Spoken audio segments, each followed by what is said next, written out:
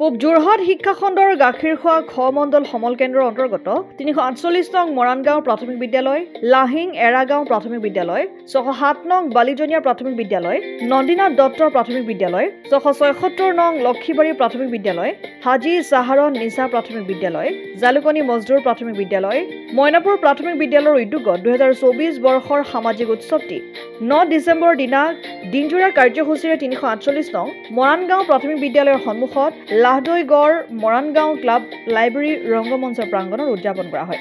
বিদ্যালয় পৰিচালনা সমিতিৰ সভাপতি বিজু গগৈ স্মৃতি তৰ্পণ কৰে।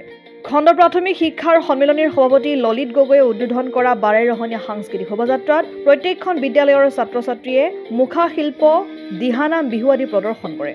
শিক্ষক নাট্যকাৰ ৰমেন শৰ্মাই সভাপতিত্ব কৰা সভাখনিত বিশিষ্ট অতিথি হিচাপে উপস্থিত থাকে বিধায়ক ৰূপজ্যোতি কুৰ্মী, চন্দ্ৰকমল বেজবৰুৱা মহাবিদ্যালয়ৰ অসম বিভাগৰ প্ৰবক্তা ডক্টৰ জয়ন্ত পাঠক। সামাজিকভাৱে প্ৰত্যেকজন ছাত্ৰ-ছাত্ৰী তথা ব্যক্তিসকলক দায়বদ্ধ কৰাৰ উদ্দেশ্যৰে অনুষ্ঠিত কৰা এই উৎসৱত অভিভাৱক, প্ৰাক্তন ছাত্ৰ-ছাত্ৰী, স্থানীয় ৰাইজ উপস্থিত থাকি অনুষ্ঠানটি সুন্দৰভাৱে সফল কৰি তোলে।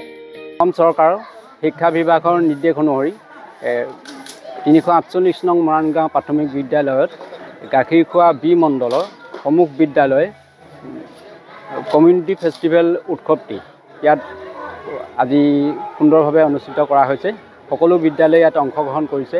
সাংস্কৃতিক শোভাযাত্ৰাৰ পৰা আদি কৰি সাংস্কৃতিক প্ৰগ্ৰেম আৰু খেলা ধূলা আৰু শেষত আমাৰ ব্লকৰ লেভেলৰ বিষয়াসকলক নিমন্ত্ৰণ কৰি আমি সভা অনুষ্ঠিত কৰিছোঁ। এই অনুষ্ঠানটো বৰ সুন্দৰ হৈছে আৰু এই সুন্দৰ অনুষ্ঠানটি আমি আমাৰ যি নিৰ্দেশনা সেই নিৰ্দেশনা মতে আমি অনুষ্ঠিত কৰিছোঁ। গতিকে আমাৰ সকলো অভিভাৱক, বিদ্যালয় পৰিচালনা সমিতি, মাতৃগোট, স্থানীয় স্বেচ্ছাসেৱী অনুষ্ঠানৰ সকলো সদস্যই ইয়াত অংশগ্ৰহণ কৰিছে আৰু তেখেতসকলে অভিভাৱকসকলে বিভিন্ন ক্ষেত্ৰত সহায় সহযোগিতা কৰি আমাক অনুপ্ৰাণিত কৰিছে। অসম আদিত্য টিয়ক।